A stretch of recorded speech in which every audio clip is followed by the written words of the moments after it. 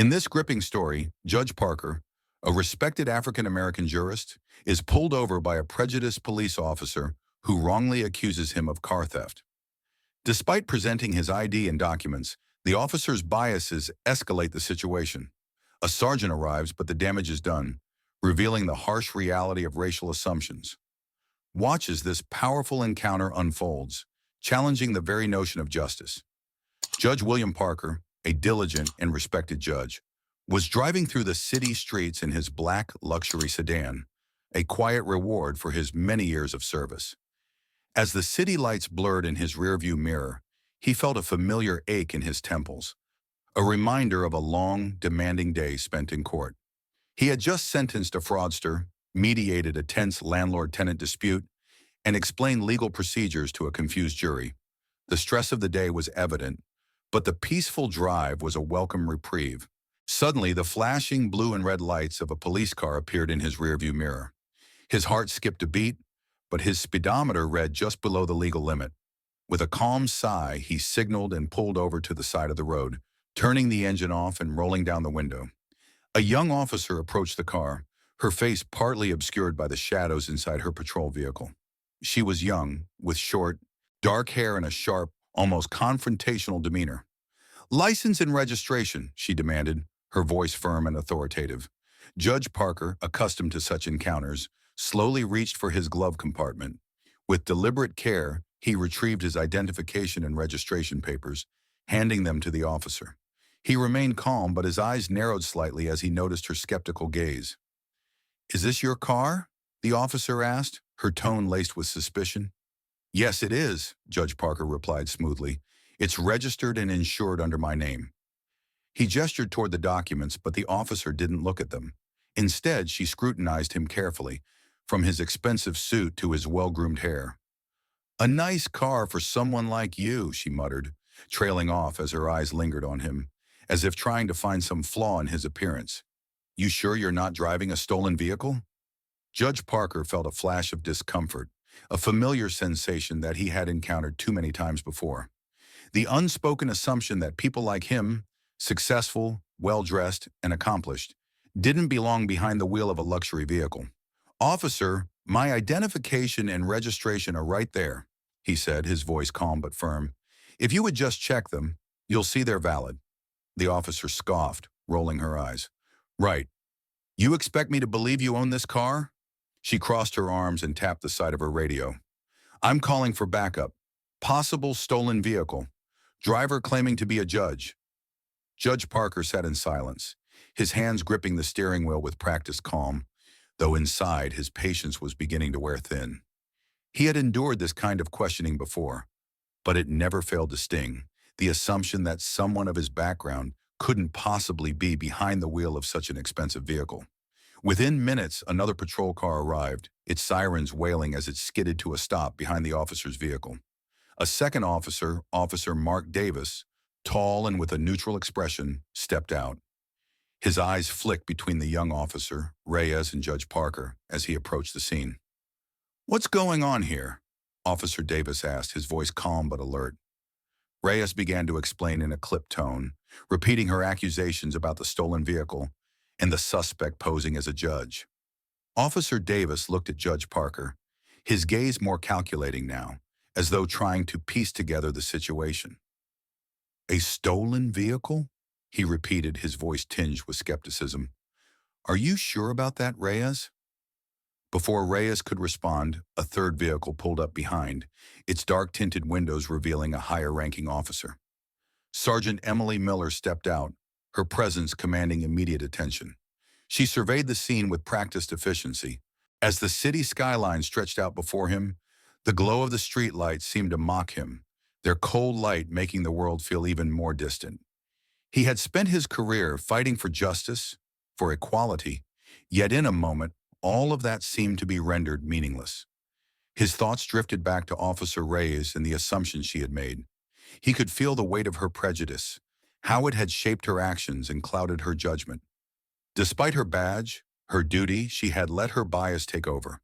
He wondered if that was something that could truly be taught away, or if it was something deeper, ingrained in people, something that took years to unravel. if it could ever be undone. Judge Parker glanced at the clock on the dashboard. It was getting late, and he was exhausted.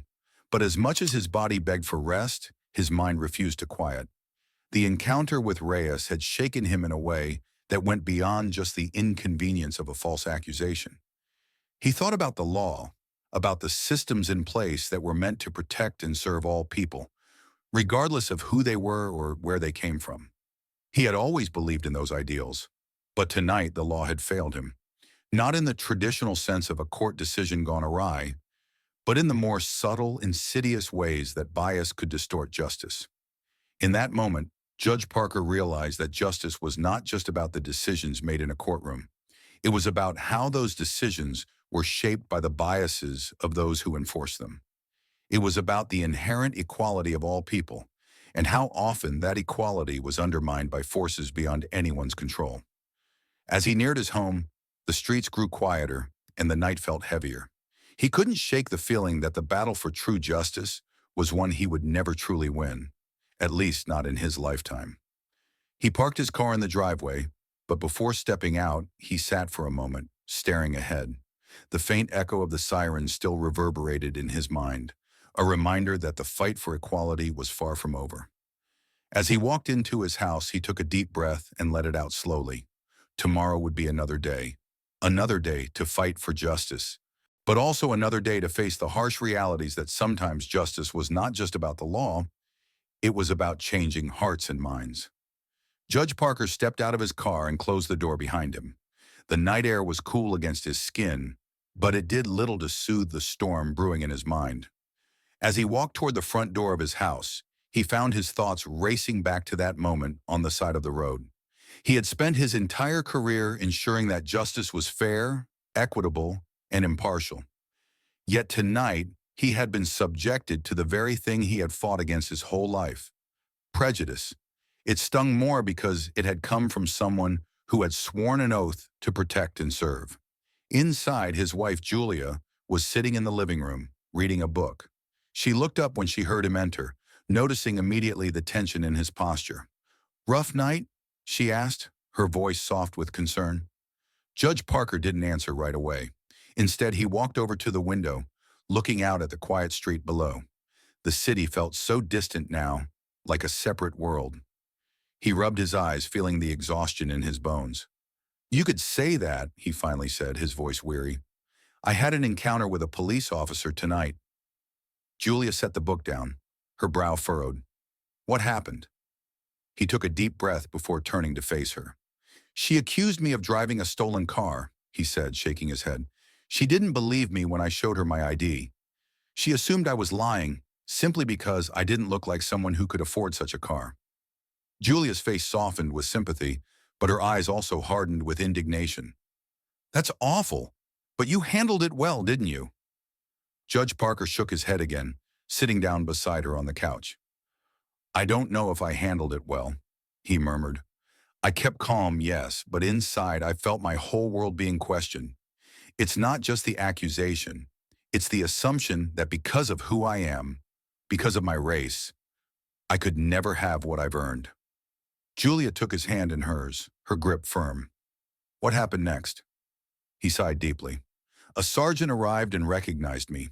He apologized, of course, but the damage was done. Reyes, the officer, she didn't just make a mistake. She let her bias take control, and that's what's hard to accept." Julia leaned in closer, her voice gentle but resolute. "You know that what happened isn't a reflection of you, right? It's a reflection of her." Judge Parker gave a small nod. "I know, but it still hurts. It's just hard to think that someone who should be upholding the law can be so blinded by their own prejudices." There was a long pause before Julia spoke again. "You're right, but maybe this is the kind of thing we can help change, one person at a time.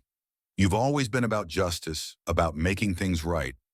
Maybe this is another fight to add to your list." Judge Parker smiled faintly. "I don't know if I'm up for more fights, Julia, but you're right. If we don't stand up for what's right, who will?" She squeezed his hand. "Exactly. And you're not alone in this. You've got people who care. You've got me." He looked at her, his expression softening. Thank you, Julia. I don't know what I'd do without you.